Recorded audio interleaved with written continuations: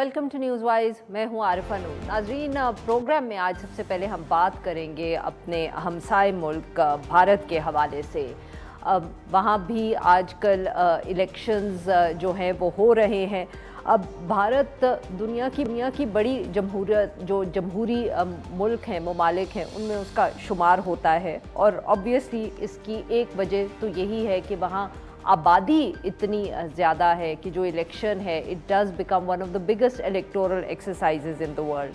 ये जो इलेक्शन है ये पाकिस्तान की तरह एक दिन में नहीं होता, यहाँ 7 मरहलों पर मुश्तमिल होता है ये इलेक्शन। ये जो है इसका आगाज़ 19 अप्रैल को हुआ और इख्तिताम जो है वो 1 जून को होगा। नताइज का जो ऐलान है वो 4 जून को होगा।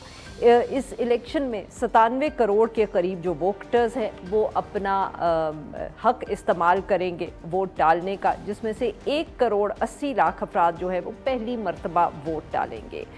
ये एक इलेक्शन जो है इसमें ऑब्वियसली बहुत दिलचस्प बात यही है कि भारतीय जनता पार्टी जो इस वक्त पावर में है, नरेंद्र मोदी, उनके बारे में ये कहा जा रहा है कि वो भारत के शायद जवाहरलाल नेहरू के बाद पहले वज़ीर आज़म होंगे जो मुसलसल तीसरी बार वज़ीर आज़म बन सकते हैं, क्योंकि उनकी ही जमात जो है वो इलेक्शन इस दफ़े भी जीतती हुई नज़र आ रही है। मगर ये भी कहना है लोगों का कि इस दफ़े शायद बीजेपी की जो जीत हो वो पिछली जो उनकी परफॉर्मेंस थी पार्टी की उतनी स्ट्रॉन्ग नहीं होगी। दूसरी तरफ ऑब्वियसली एक बड़ी अलायंस सी भी है, मगर सबसे बड़ी जमात कांग्रेस और उसके जो लीडर हैं राहुल गांधी वो भी इंतखाबी मैदान में मौजूद हैं। ये जो इलेक्शंस हैं इनके अभी आधे मरहले हो चुके हैं, बाकी हैं। इस पे बात करने के लिए आज हमारे साथ मौजूद है सिद्धार्थ वरदराजन।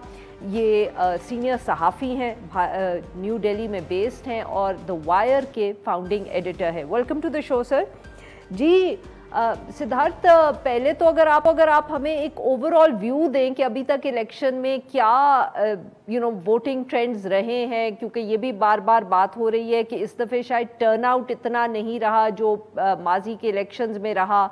बीजेपी की परफॉर्मेंस कैसी रही है एंड जो एक हम कह सकते हैं एंटी बीजेपी अलायंस है या बाकी जो अपोजिशन की जमातें हैं उनकी क्या परफॉर्मेंस, और आने वाले दिनों में आपको कैसे लगेगा कि वो कितना जीत पाएंगे compare to the BJP victory?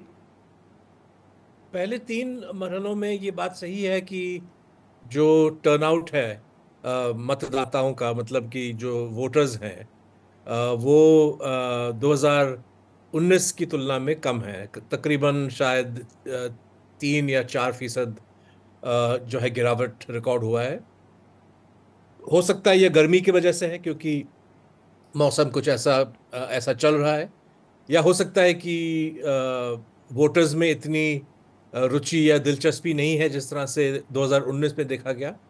लेकिन इसका सियासी असर क्या भारतीय जनता पार्टी पे भारी पड़ेगा या ऑपोजिशन पे भारी पड़ेगा, ये कहना थोड़ा मुश्किल है। हाँ, अगर हम भारतीय जनता पार्टी के जो लीडर्स हैं उनका रिएक्शन को देखें तो ये थोड़ा सा जो है घबराए हुए नजर आ रहे हैं कि इतनी भारी तादाद में लोग क्यों नहीं निकल रहे हैं। तो इसीलिए कहा जा रहा है कि नरेंद्र मोदी साहब की जो तकरीरें हैं, जिस जिस जो दिशा में उन्होंने अब जो है अपना प्रचार शुरू किया है, शायद इसी चीज़ का कॉन्सिक्वेंस है कि इतने भारी मात्रा में लोग नहीं आ रहे। कहीं ना कहीं बीजेपी और भारतीय जनता पार्टी अपने वोटर्स को इनकरेज या गैल्वेनाइज करने की कोशिश कर रहा है। ऑपोजिशन पार्टी तमाम डिसएडवांटेजेस के बावजूद, उनके कुछ बैंक अकाउंट्स को फ्रीज करने की कोशिश की गई। कुछ आला नेता हैं, कुछ आला लीडर्स हैं जिनको चुनाव से ठीक कुछ दिन पहले गिरफ्तार किया गया, अभी भी वो जेल में हैं, तो वो जाहिर है कि कैंपेन नहीं कर पा रहे हैं। तमाम इन डिसएडवांटेजेस के बावजूद हर कोने में जो ऑपोजिशन है ये अच्छी लड़ाई दे रहा है। इनकी रैलीज जो हैं, लोग वहाँ पे आ रहे हैं और इनका अगर हम देखें कि सोशल मीडिया में जो गेम है, जो रिस्पांस टाइम है, जिस तरह से वो बीजेपी के प्रेशर और प्रोपेगेंडा को कॉम्बैट कर रहे हैं, ये भी लगता है कि थोड़ी सी एक एनर्जी है, एक ऊर्जा है ऑपोजिशन में, जिसकी वजह से ये इंतखाबात ख़ास तौर से काफ़ी दिलचस्प मोड़ ले चुका है। जी सिद्धार्थ, ऑब्वियसली आपने ऑपोजिशन पार्टीज का जिक्र किया, उसके अंदर राहुल गांधी भी हैं, उनको भी पिछले दिनों में मेरे ख्याल में पार्लियामेंट से भी डिस्क्वालीफाई किया था, फिर कोर्ट से उनको रिलीफ मिला। आप पार्टी के जो लीडर हैं, गालिबन आप उनकी तरफ इशारा कर रहे थे, वो पिछले दिनों में अरेस्ट हुए। मैं उनका जिक्र इसलिए ख़ास तौर पे कर रही हूँ क्योंकि शायद क्योंकि वो दिल्ली में उनकी हुकूमत सबसे पहले आई, तो पाकिस्तान में काफ़ी इंटरेस्ट रहा है उस पार्टी को लेके, और जिस तरह वो इलेक्शंस में आए और उन्होंने जीता। तो ज़रा इनके बारे में भी बताइएगा कि ये was it just one case among many जिनको अरेस्ट किया गया, या कोई ख़ास इन द बीजेपी को उनकी तरफ से कोई ख़ास पॉलिटिकल एक थ्रेट महसूस होता है? आम आदमी पार्टी नई पार्टी है, छोटी पार्टी है, सिर्फ 2 सूबों में उनकी हुकूमत है, पंजाब और दिल्ली, और शायद 1-2 और प्रदेशों में या सूबों में उनका थोड़ा सा प्रेजेंस है, गोवा में, गुजरात में अब लड़ाई लड़ रहे हैं। लेकिन भारतीय जनता पार्टी की नज़रों में कहीं ना कहीं मुझे लगता है कि ये आम आदमी पार्टी और अरविंद केजरीवाल को एक बहुत ख़तरनाक ओपोनेंट मानते हैं। क्यों? क्योंकि जिस तरह से आम आदमी पार्टी मैदान पे उतरा, जिस तरह से वो खुल के भारतीय जनता पार्टी का सामना कर रहे हैं और करते आ रहे हैं, और मुझे लगता है कि कुछ बातें, जैसे भारतीय जनता पार्टी हम देखते आ रहे हैं कि पिछले 40-50 साल से मज़हब का दुरुपयोग, मज़हब का गलत इस्तेमाल सियासी मैदान में कर रहा है। उसकी दवाई भी जो है आम आदमी पार्टी के पास काफ़ी अच्छी तरीके से, क्योंकि वो भी बीजेपी की तरह, अगर आप केजरीवाल की बातों को देखें, आम आदमी पार्टी के प्रोपेगेंडा को देखें, तो वो भी अपने आप को बहुत बड़े हनुमान भक्त या शिव भक्त वो पेश आते हैं, लेकिन उनकी बातों में बीजेपी की तरह मुसलमानों के खिलाफ नफरत नहीं है।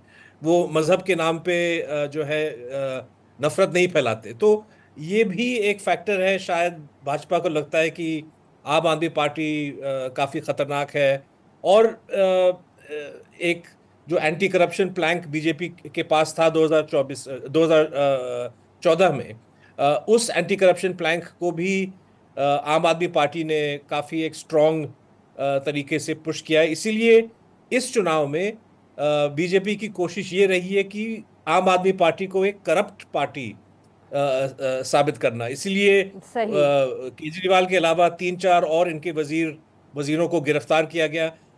मैं आपके नाज़रीन को बताना चाहूँगा कि केस मतलब वो अभी मुकदमा शुरू ही नहीं हुआ, लेकिन जिस कानून के तहत उनको बंद किया गया है, इस कानून में ये साफ लिखा है कि जमानत मिलना बहुत मुश्किल होगा।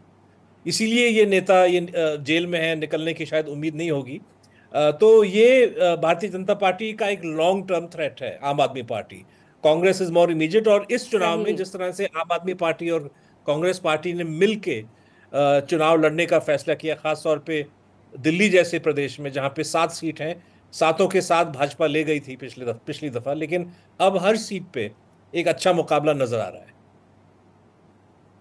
जी सिद्धार्थ, ये भी लोग कह रहे हैं कि इस दफ़े भी लग तो यही रहा है कि बीजेपी शायद फिर भी बाकी जमातों से ज़्यादा वोट्स ले जाए, ज़्यादा सीट्स ले जाए, but compare to the past 2 elections उनके नंबर्स गालबन कम होंगे। क्या आपके ख्याल में जो अभी तक नंबर सामने आए हैं, will it make a difference eventually? BJP की हुकूमत अगर बन भी गई, नरेंद्र मोदी साहब अगर प्राइम मिनिस्टर बन भी गए, तो will it have an impact कि जिस तरह वो हुकूमत करते हैं, या पार्टी पॉलिसी पे, या जो गवर्नमेंट पॉलिसीज वो शेप करेंगे?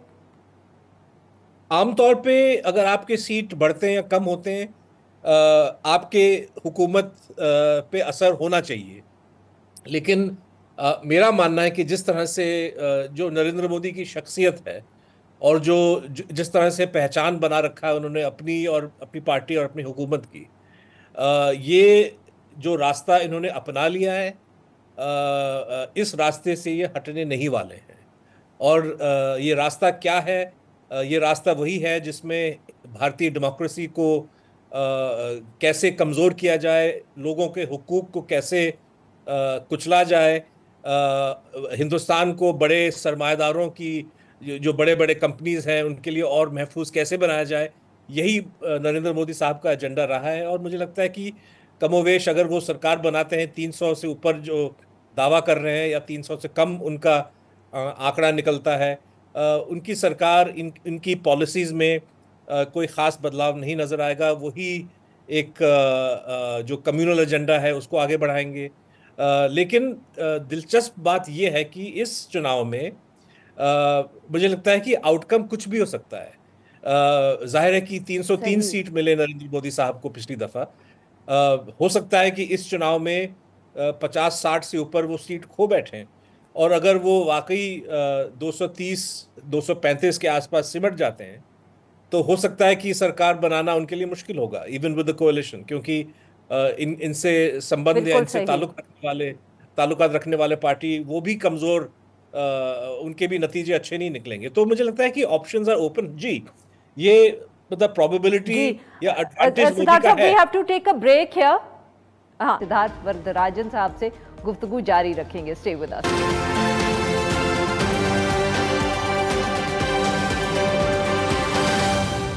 वेलकम बैक नाजरीन। हम गुफ्तगू कर रहे हैं इंडिया में जो इलेक्शंस आजकल हो रहे हैं, और हमारे साथ मौजूद हैं सीनियर सहाफ़ी Siddharth Varadarajan. He is based in Delhi, wire के फाउंडिंग एडिटर है जी। सिद्धार्थ ये बताइएगा कि बहुत जिक्र होता है नॉर्थ साउथ डिवाइड का, एंड बाय डिवाइड ये कि जो इंडिया में नॉर्थ के स्टेट्स हैं उनका जो वोटिंग पैटर्न है या जो जमातें वहाँ डोमिनेट करती हैं वो साउथ से मुख्तलिफ हैं। और एक बीजेपी के बारे में हमेशा ये बात हुई है कि उनकी कोशिश इस इलेक्शन में भी और पिछले इलेक्शन में भी ये रही है कि वो साउथ में अपने लिए ज़्यादा जगह बनाएं। तो क्या ये ट्रेंड भी इस साल इन इलेक्शंस में मौजूद है, और अभी तक क्या नज़र आ रहा है?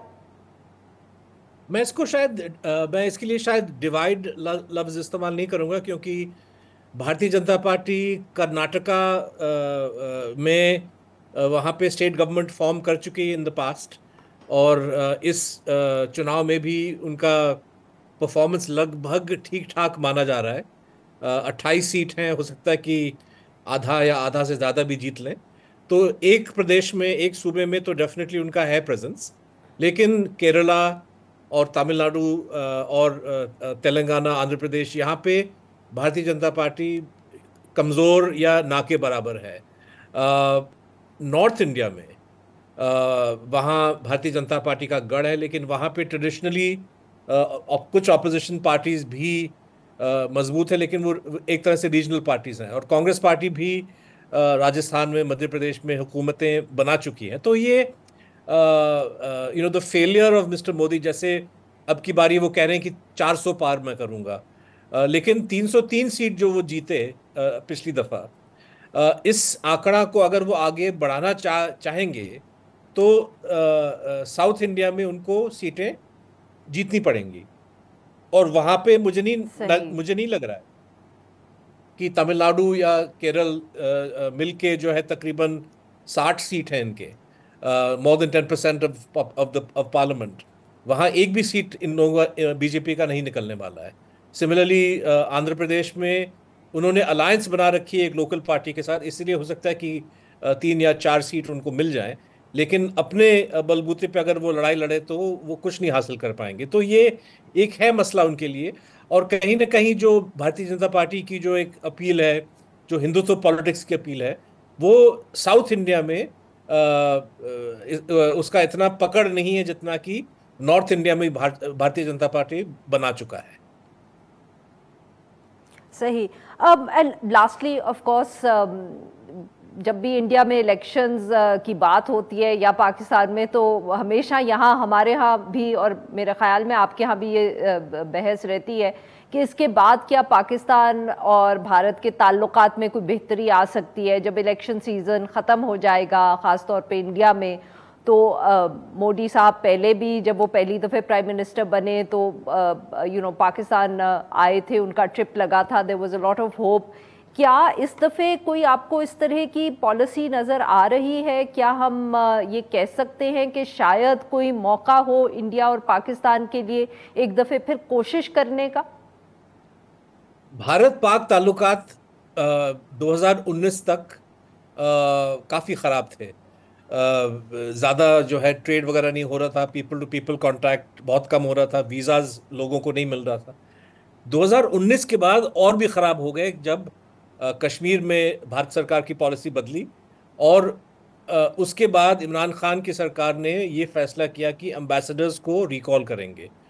तो 2019 अगस्त के बाद पाकिस्तानी हाई कमिश्नर दिल्ली में मौजूद नहीं है और इंडियन हाई कमिश्नर इस्लामाबाद में मौजूद नहीं है।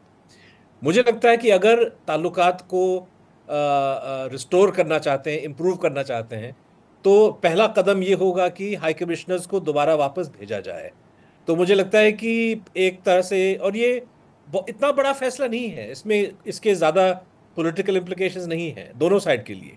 तो अगर शहबाज साहब और भारत के जो वज़ीर आज़म चुन के जो आते हैं, कोई रास्ता ढूंढ लें जिससे हाई कमिश्नर्स को वापस भेजा जाए, तो कम से कम वो एक नॉर्मलसी का बेंचमार्क इस्टेब्लिश हो जाएगा, जिसके बेसिस पे फिर दोनों ममालिक जो हैं कम से कम ट्रेड और कुछ और चीज़ों की नॉर्मलाइजेशन के बारे में सोच सकते हैं।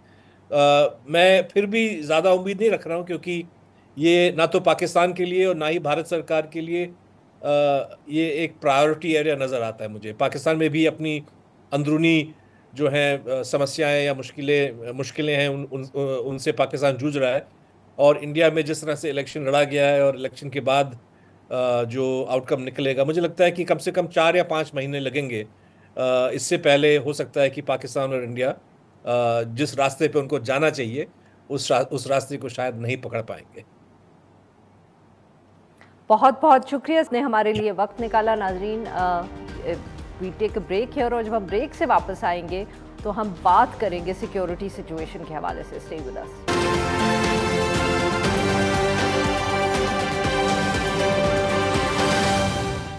वेलकम बैक नाज़रीन। प्रोग्राम के इस हिस्से में हम जिक्र करेंगे बलूचिस्तान के शहर गवादर का, जहां से आज एक अफसोसनाक खबर जो है वो आई है।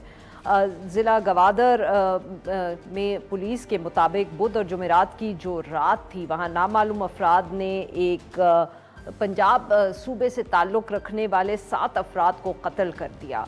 जो SHO हैं थाना गवादर, उनके मुताबिक जो जाँ बहक और ज़ख्मी अफराद थे वो हजाम की दुकान पर काम करते थे। जो लाशें हैं और जो ज़ख्मी लोग हैं उनको हस्पताल मुंतकिल कर दिया गया है। वज़ीर आज़म पाकिस्तान, सदर पाकिस्तान और जो वज़ीर आला बलूचिस्तान है उनकी तरफ से सख्त तरीन अल्फाज में इसकी मज़म्मत जो है वो की गई है। सारे वाक़े पे बात करने के लिए आज हमारे साथ मौजूद हैं अब्दुल बासित खान साहब, माहिर हैं सिक्योरिटी अमूर। To the show sir. जी बासित साहब, ये वाक़या पहला तो इस तरह का नहीं है, इससे पहले भी वाक़यात हो चुके हैं।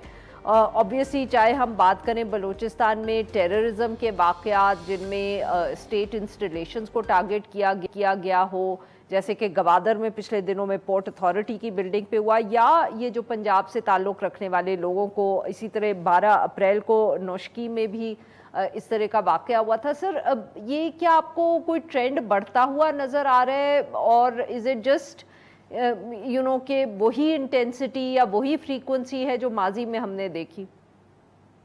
Thank you Arfa. ये माजी में ऐसा था कि जब बलोच इंसर्जेंसी पीक कर रही थी तो पंजाबी सेटलर्स जो है वो चाहे वहाँ रहते हों, जो पंजाब से वहाँ गए हुए थे और उनकी फर्स्ट के बाद सेकंड थर्ड जनरेशन रह रही थी, वो सेटलर्स हो या ये काम करने वाले हों जो लेबरर्स हों या गवर्नमेंट के प्रोजेक्ट्स पे काम कर रहे हों, इन पे अटैक काफ़ी फ्रीक्वेंट होते थे। लेकिन फिर 2012-13 से इस ट्रेंड के अंदर कमी आ गई थी।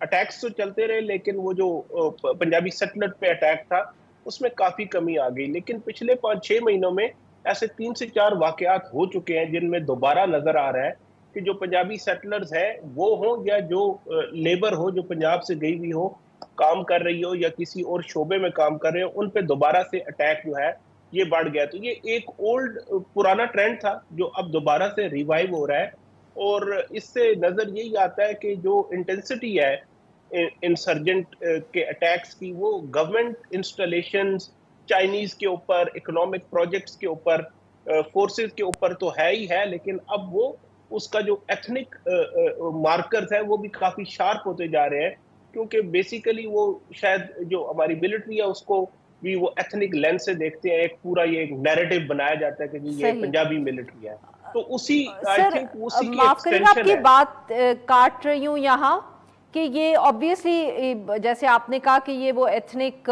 जो एलिमेंट है वो इंसर्जेंसी में आ रहा है, बट सर क्या इसमें ये भी कहीं कोई कंसिडरेशन है कि इट्स अ सॉफ्टवेयर टारगेट? ये हमने जो टीटीपी की इंसर्जेंसी थी उसमें भी होते देखा था ओवर टाइम, मिलिट्री ऑपरेशन शुरू होने के बाद, कि क्योंकि उनके लिए मुश्किलात हो रही थी तो द सॉफ्टवेयर टारगेट्स वो ईजियर। क्या बलोच इंसर्जेंसी भी इसको इसी तरह देख रही है कि दीज आर सॉफ्टवेयर टारगेट्स, उनके लिए गालिबन आसान है इनको टारगेट करना बनिस्बत जो मिलिट्री की या रियासत की इंस्टॉलेशंस हैं? जी ऑब्वियसली ये एक एलिमेंट उसके अंदर आ जाता है, हार्डर टारगेट्स को। इट्स नॉट दैट कि हार्डर टारगेट्स को बलोच सेपरेटिस्ट ने हिट नहीं किया, उन्होंने किए ऐसे अटैक भी, लेकिन पिछले जो 3-4 उनके अटैक थे वो बड़ी सक्सेसफुली सिक्योरिटी फोर्सेस ने रिपल्स किया। मसलन जो गवाडर पोर्ट अथॉरिटी पे था वो भी उनको गेट के ऊपर न्यूट्रलाइज किया। इसी तरीके से जो एक नेवल बेस पे करने की कोशिश की गई उसको भी न्यूट्रलाइज कर लिया था।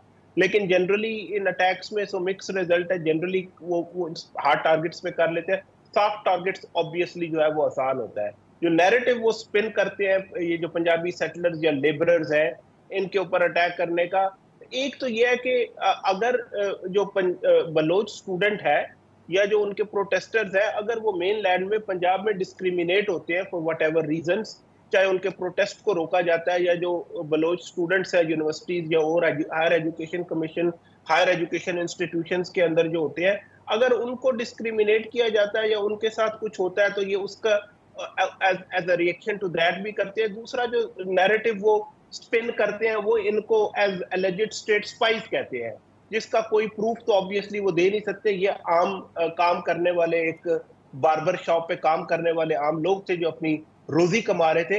बट इस तरह की जस्टिफिकेशंस हैं जो ये ग्रुप्स देते हैं इस तरह के अटैक्स के लिए। बट ऑब्वियसली अगर हार्ड टारगेट को हिट करना जो है वो मुश्किल नजर आ रहा हो तो इस तरह के सॉफ्ट टारगेट्स जो है वो उसको फिर जो है वो हिट करना आसान होता है, उससे हेडलाइन तो बनती है। इन ग्रुपों के लिए जो है मीडिया अटेंशन जरूरी होती है, तो मीडिया अटेंशन तो उन्होंने ले लिया है। बट वो जो आजकल एक प्रोटेस्ट की एक मूवमेंट चल रही है जिसको पंजाब में अगर सुप्रेस किया जाता है तो ये उसके रिएक्शन में भी इसको देखा जा सकता है।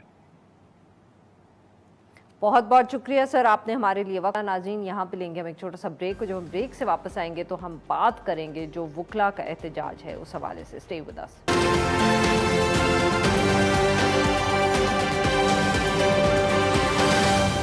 वेलकम बैक नाज़रीन। प्रोग्राम के आखिरी हिस्से में हम जिक्र करेंगे जो वुकला का आज एहतजाज या स्ट्राइक थी। गुज़िश्ता रोज़ वुकला एहतजाज कर रहे थे लाहौर हाई कोर्ट में, जब पुलिस ने उनके ऊपर लाठीचार्ज और वाटर कैनन इस्तेमाल किए, जिसके नतीजे में पाकिस्तान बार काउंसिल ने आज मुल्क भर में मुल्क गिर हड़ताल जो थी वो अनाउंस की थी।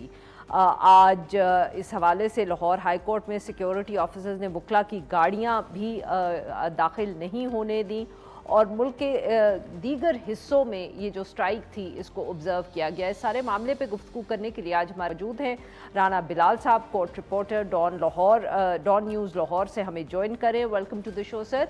जी सर बताइएगा आज क्या सूरत हाल थी लाहौर में? गुज़िश्ता रोज़ एहतजाज हुआ, वुकला को अरेस्ट भी किया गया, आज उस हवाले से भी कोई हम कह सकते हैं प्रोग्रेस हुई और कैसी गई हड़ताल?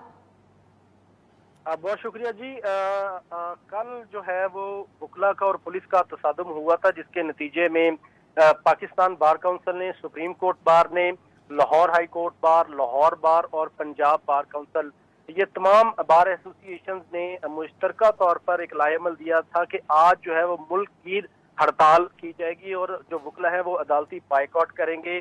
तो जुज़वी तौर पर ये कह सकते हैं कि इस हड़ताल पर अमल दरामद किया गया।